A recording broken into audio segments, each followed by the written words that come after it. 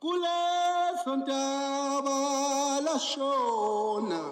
Sana sezansi ngiyawabingelela amantungu akamvulazini nabe undlu elizile izimbube laphukile izimbube inyanga engalilanga lona lingumtshingu bethwa zinyoni ethe ukugcwala kwesikabhadakazi yasinelwa zinkanyezi zezulu isinelo inkwenkwezi nesandulela kwalilizeli silimela nesicela nkobe wayibamba wasiphaxaza sijingo sofipa inhloko yehlukana nesixhante ekuqobokeni sinambathi sigxaphe esenyele manyandane inkosi umzilikazi kaMashobana leyo inkosi yakithi endinaneni ngethemba asaphila wonke amantungwa kumagumbi amane omhlaba nabo bonke abenguni kumagumbi amane omhlaba saphila thina kwasokhumalo ngikwethu emantungweni namhlanje ngizochaza ngembongi umahlangeni kaMagawozi imbongi yesilo ucetshwayo nina bezulu eliphezulu njengoba umahlangeni eyindodana kaMagawozi nje kusho ukuthi wabe umfowabo omncane wenkosi ubheje kaMagawozi ibutho lakhe kwakuyindaba kaWombe okuyibutho elalibuthwe isilo sakithi kwaNodwengu isilo umpande labuthwa ngo1841 insizwa ezendaba kaWombe linabeqhawe iningi lazo zayizalwe ngo1821 indaba kaWombe yayizalwa amaWombe linabeqhawe amaWombe ayebuye aziwe ngokuthi awumbelebele abuthwa inkosi usenza ngakhona kumbelebele nabesilo kwakukhona abantwana uMaphitha abantwana oDomba abantwana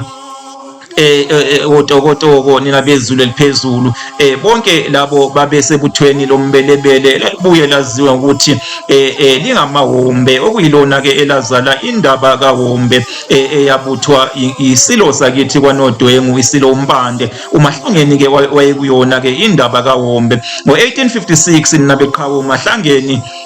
wayibamba ngasohlangothini losuthu ngenkathi kulo abantwana empini yasendonda kusuka abantwana ocetshwayo kanye nombuyazwe nina beqhawe mhla zimbili kuzibandlela 1856 ngaleso sikhathi ke owabe eyimbongi enkulu kamntwana ucetshwayo kwabe kumagolwana wakwaJiyane nina beqhawe ibongo nje lezi ezithinta impi yasendonda kusuka zaqanjwa uyena umfo kaMkhathini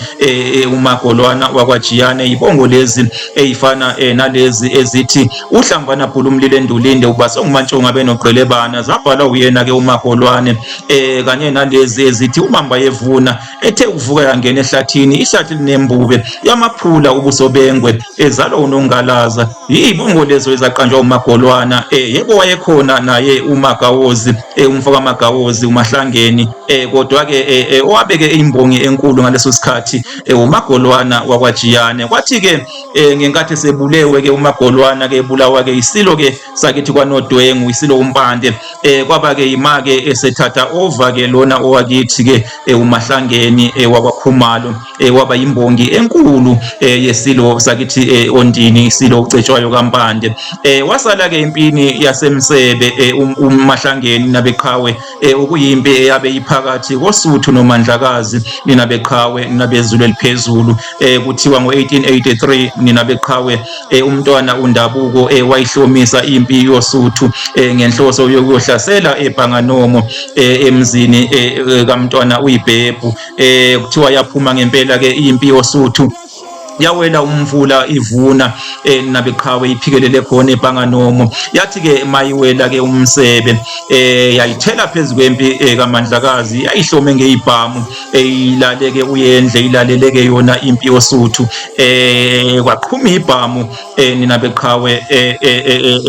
nina bezulu eliphezulu kwasala enkundleni inqwaba yeyinsizwa ngasohlangothini loSuthu ukuqhuma kwezibhamu kwadla umunyu kwadala ke umunyu kwadala ke usizi olukhulu ke empini yoSuthu iningi layo eyayithembele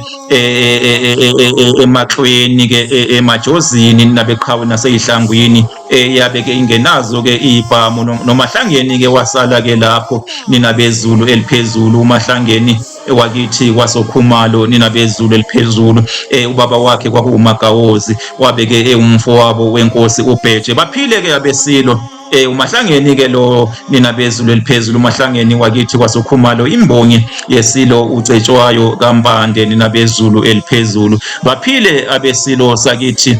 kwaNodwengu